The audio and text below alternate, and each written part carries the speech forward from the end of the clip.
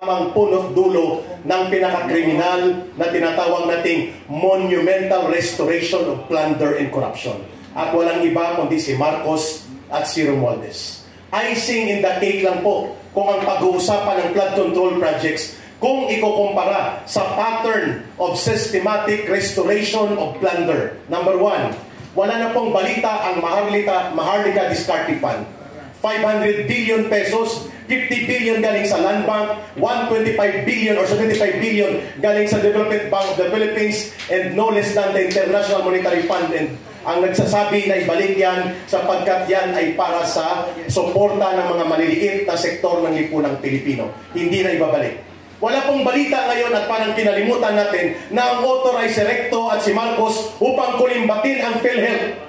Ang sinasabi nila 60 billion ang nakuha, pero ngayon even the Secretary of Health does not know saan napunta ang 89.5 billion sa PhilHealth. Yan ay lantarang pagnanakaw na ipinatupad nila Marcos at nila Recto at ng kanyang gabinete. Bakit natin hindi yan bubuksan? Hindi lamang ang flood control project. Ang pangatlo, hindi nila inaamin, pero ito ay public knowledge, 25 kilograms of gold reserve. 25,000 kilograms of gold reserve amounting to 129 billion pesos. No report, no transparent update about this. So malinaw po na ang monumental restoration of plunder and corruption, ang arkitekto at punot dulo sa kriminal na pananagutan ay si Marcos at si Romualdez. And even ang kodita sa Senado kahapon with Sandro Marcos in the vicinity of the Senate is an indicator na gusto ni Marcos at nila Romualdez i-recapture, gawin nilang tamed and controlled ang Senado, not just because about the cover-up and the exoneration of Marcos, but strategically and long-term, nakikita ng taong bayan ang kanilang direksyon ay tanggalin si Sara Duterte kung hindi ngayong taon, next year, by virtue of another impeachment proceedings na gusto nilang gawin. With the Senate right now, at the hands of Tito Soto and the rest, kulang na lang sila ng isa para magkaroon ng 16 number of conviction against Sara Duterte. Everything can happen right now. At isisisi nila ito sa mga Duterte ang lahat. Kaya po ang taong bayan pagod na. Kasama ko po dito ngayon, ako pala si Ka Eric ng Bangon Sambayanan. Kasama ko rin po na magsasalita maya-maya after kay Atty. Jimmy Bundok ay si Brother Grico Belhica at si Mayor Mike Rama ng Cebu City at si Atty. Israelito Toriono. I will go brief, no, mga kababayan. Rinding-rindi na po ang sambayanang Pilipino. Ang mga mamamayan ay naggagalit at naghahanap ng pamamaraan kung papaano po sila magkaroon ng oportunidad na sila ay makapanindigan at makapagpapahayag. Malinaw po ang problema ng punot dulo, ang punong kriminal na inaakusa po ng sambayanang Pilipino ay si Marcos at si Romualdez. Ano pa man po ang investigasyon na gagawin sa Senate Blue Ribbon Committee, makailang ulit na magpapalit ng chairperson sa Senate Blue Ribbon Committee at pati na ang cover-up Sarsuela doon po sa, thank you Atty. Jimmy Bundok, doon po sa House of Representatives na pinamumunuan ng ex-komunista na si Terry Ridon na nag-i-involve sa maraming kaso ng korupsyon at sinipa din ng Communist Party of the Philippines at ni Pangulong Duterte. Wala pong patutunguhan ito kung hindi matutumbok ang tamang punot dulo ng pinakakriminal na tinatawag nating monumental restoration of plunder and corruption.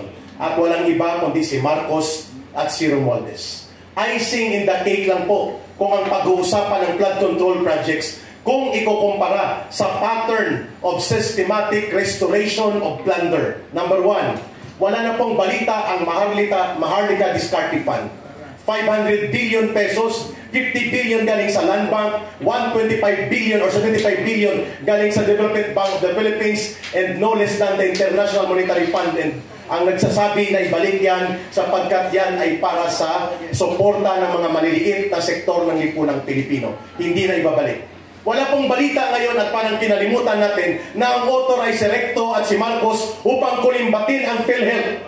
Ang sinasabi nila 60 billion ang nakuha, pero ngayon even the Secretary of Health does not know saan napunta ang 89.5 billion sa PhilHealth. Yan ay lantarang pagnanakaw na ipinatupad nila Marcos at nila Recto at ng kanyang gabinete. Bakit natin hindi yan bubuksan? Hindi lamang ang flood control project. Ang pangatlo, hindi nila inaamin, pero ito ay public knowledge, 25 kilograms of gold reserve. 25,000 kilograms of gold reserve amounting to 129 billion pesos. No report, no transparent update about this. So malinaw po na ang monumental restoration of plunder and corruption, ang arkitekto at punot dulo sa kriminal na pananagutan ay si Marcos at si Romualdez. He cannot feign innocence. At ang malungkot nito, nadadala sa PR gimmick ni Marcos. Paiyak-iyak, pailing-iling, paikot-ikot, paimbestiga-imbestiga, at pag hindi ko kaya yung gumanon. Sabi ni Tony Topacio, these are all gimmick. And even ang kudita sa Senado kahapon with Sandro Marcos in the vicinity of the Senate is an indicator na gusto ni Marcos at nila Romualdez i-recapture, gawin nilang tamed and controlled ang Senado, not just because about the cover-up and the exoneration of Marcos, but strategically and long-term, nakikita ng taong bayan ang kanilang direksyon ay tanggalin si Sara Duterte kung hindi ngayong taon, next year, by virtue of another impeachment proceedings na gusto nilang gawin. With the Senate right now, at the hands of Tito Soto and the rest, kulang na lang sila ng isa para magkaroon ng 16 number of conviction against Sara Duterte. Everything can happen right now. At isisisi nila ito sa mga Duterte ang lahat. Kaya po ang taong bayan pagod na sa ganitong uri ng diskarte. Papanagutin at ipapanawagan ng sambayanang Pilipino sa darating na People's Congress in the days to come ang paghahatol at paghuhukom sa huling badda at huling daloy ng kasaysayan taong bayan po ang hahatol sa kanila. Well said. I will pass now on to Secretary Greco Pili. Greco, please. Magandang umaga po, Chairman Greco Pili po na pinirelease ko ng Dulong Dakilang Samahan and former Chairman of the Presidential Anti-Corruption Commission. And sweet. Okay, first of all, Freddy, yung advisory, you mentioned People's Congress. Okay, People's Congress. Okay, ang question ganito alam natin yung problema, and we know the culprits. The question is, what do we do next? Okay, so may I start? Please.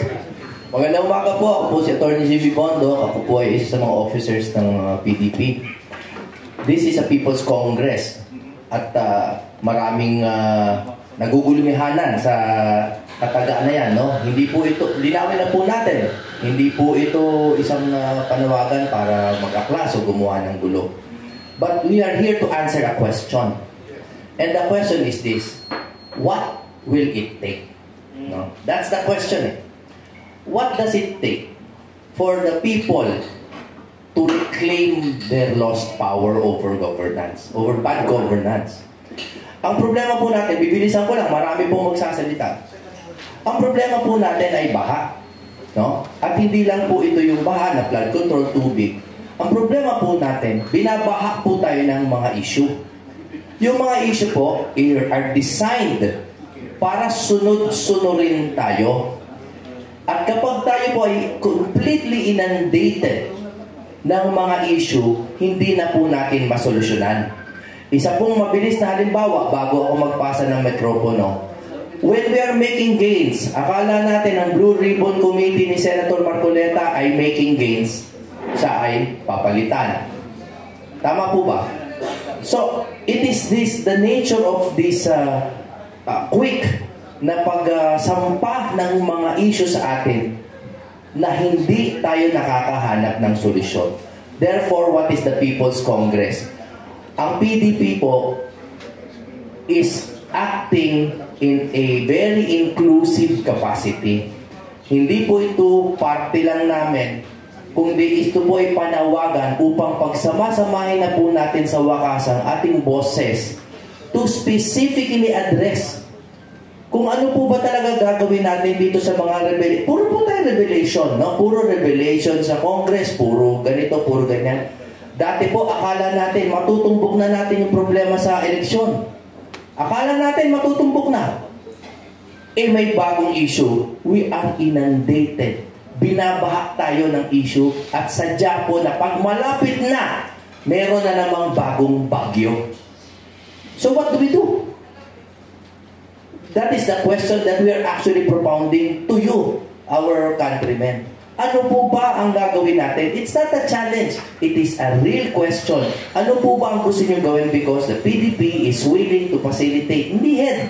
We're willing to facilitate whatever peaceful mass action that the Congress, the People's Congress will decide.